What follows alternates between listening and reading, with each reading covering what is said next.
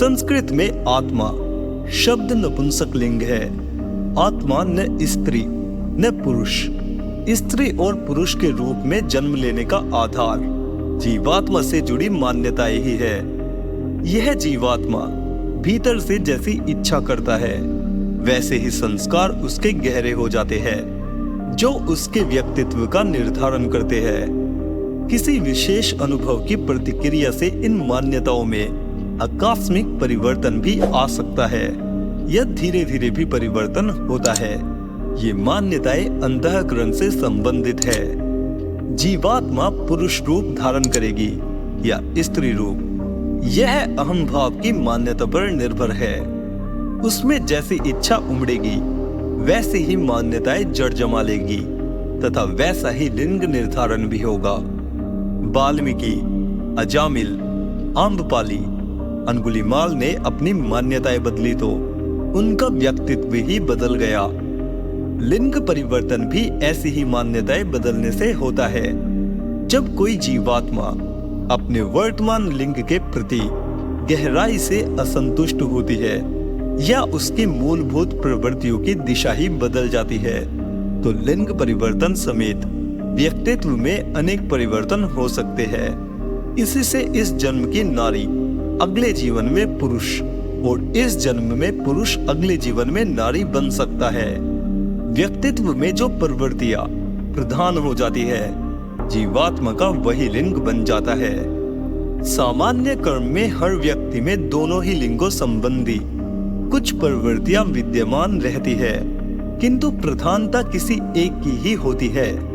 विज्ञान का प्रत्येक विद्यार्थी जानता है कि प्रत्येक मनुष्य के भीतर उभय लिंगों का अस्तित्व होता है। नारी के भीतर नर सत्ता भी होती है जिसे एनिमस कहते हैं। इसी प्रकार नर के भीतर नारी की सूक्ष्म सत्ता भी रहती है जिसे एनिमा कहते हैं। प्रजनन अंगों के गह्वर में विपरीत लिंग का अस्तित्व भी होता है।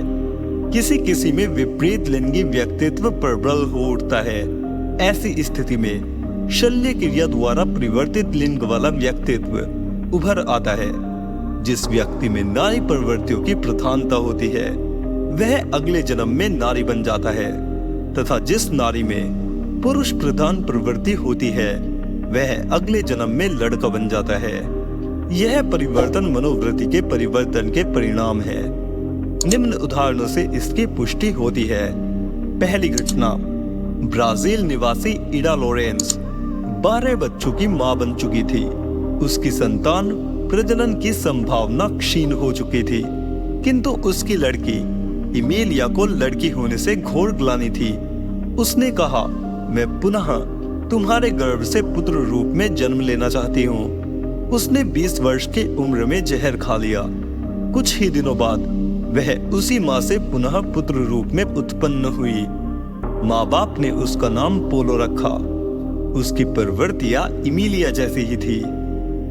दूसरी घटना, श्रीलंका की एक 2 वर्षीय लड़की ने बताया कि पूर्व जन्म में वह लड़का थी। पर मनोवैज्ञानिकों ने खोज की तो पाया कि उसका दिया गया विवरण प्रमाणिक था। अपने पूर्व जन्म में उसने तिजव्रत्र नामक लड़का होने की बात कही थी। उस लड़की में लड़के की सारी विशेषताएं विद्यमान थी।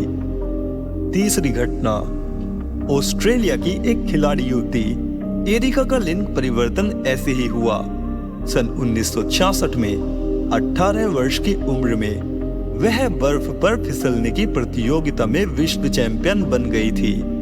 1967 में वह पुनः तैयारी कर रही थी किंतु उसकी शारीरिक जांच करने पर डॉक्टरों ने बताया कि उसके भीतर का पुरुष व्यक्तित्व विकसित हो चुका है। अतः उसे लड़की वाली प्रतियोगिता में भाग लेने के अयोग्य ठहरा दिया गया। लड़की ने अपना ऑपरेशन करवा लिया। 7 महीने तक उपचार चलने के बाद वह पूर्ण विकसित लड़का बन गई। उसने रीनेट नामक एक लड़की से 1975 में विवाह कर लिया। 1976 में वह एक लड़के का पिता भी बन गया। चौथी घटना, भारत में सोलन शहर के निवासी जियालाल सुनार की तीसरी लड़की सुनीता के 4 वर्ष की उम्र में ऑपरेशन के उपरांत लड़का बन जाने की भी घटना ताज़ी है।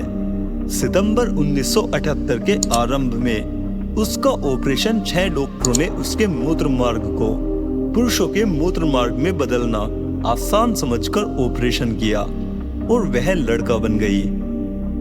5वीं घटना, महाभारत में भी शिखंडी का उदाहरण है कि वह पहले स्त्री थी और बाद में पुरुष बन गया।